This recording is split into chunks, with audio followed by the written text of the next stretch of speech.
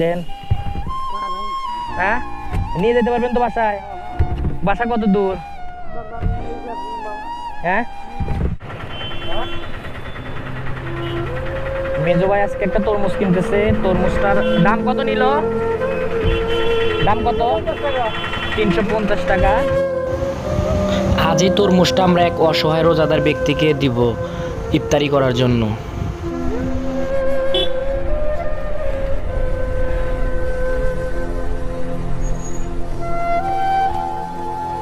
আসসালামু আলাইকুম।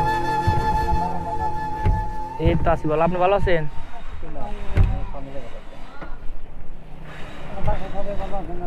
এই তো আলহামদুলিল্লাহ। এই না, কাকার বাসা কোথায়? আপনার গ্রামের বাড়ি কোথায়? হ্যাঁ, মির্জাপুর। রোজ আছেন কি? ছেলে মেয়ে কয়জন কাকা? কি দুইটা ছেলে না মেয়ে?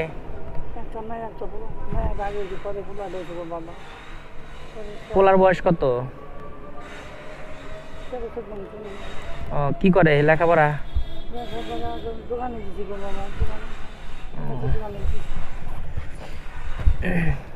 সকালে সেরির সময় কি খাইছেন? হ্যাঁ, হ্যাঁ, অল্প কটা ভাত খাইছেন? সংসার চলে? চাচিমা কি করে? চাচিমা কি করে? চাচি নাই? রান্না করেন কে বা কেমনে কি? মেয়ে রান্না করে দেয়? আজকে তাহলে রোজ জামাই রাইখে চলে গেছে?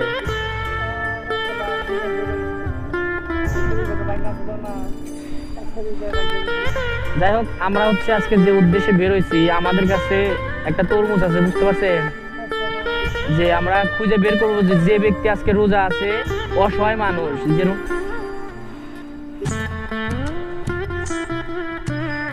আমরা আজকে হচ্ছে তৃতীয় রমজান উপলক্ষে আর কি এই তরমুজটা মনে করেন যেন অসহায় একজন ব্যক্তিকে দিব। এই তরমুজটা আমরা তরমুজ নিয়ে যেতে পারবেন বাসায়? দেন। হ্যাঁ, নিয়ে যেতে পারবেন তো বাসায়? বাসা কত দূর? হ্যাঁ, যাওয়ার সময় অটোতে যায় না বেড়ে যায়? দাঁড়ান দাঁড়ান, আমরা আপনাকে আর কিছু টাকা দিতেছি। তাই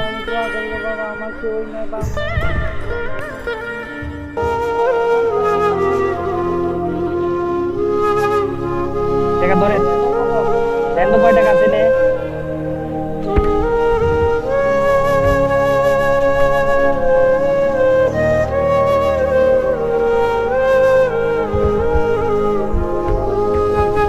হ্যাঁ হ্যাঁ, 20 টাকা নাও।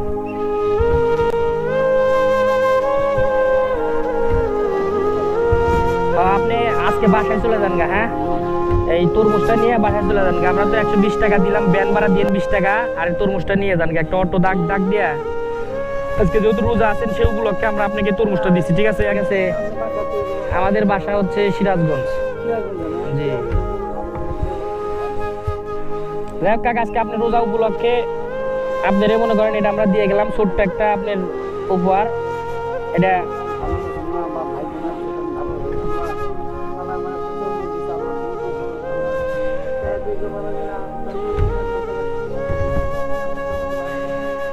আচ্ছা, ভালো থাকি না, আমরা যাই।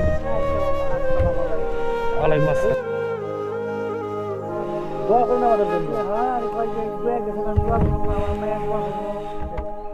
যা বলবেন মায়ের, যা বলবেন যে আজকে দুইটা ছেলে আমার একটা তরমুজ রোজা রাখছি সেই উপলক্ষে আর কিছু টাকা দিচ্ছে, ঠিক আছে?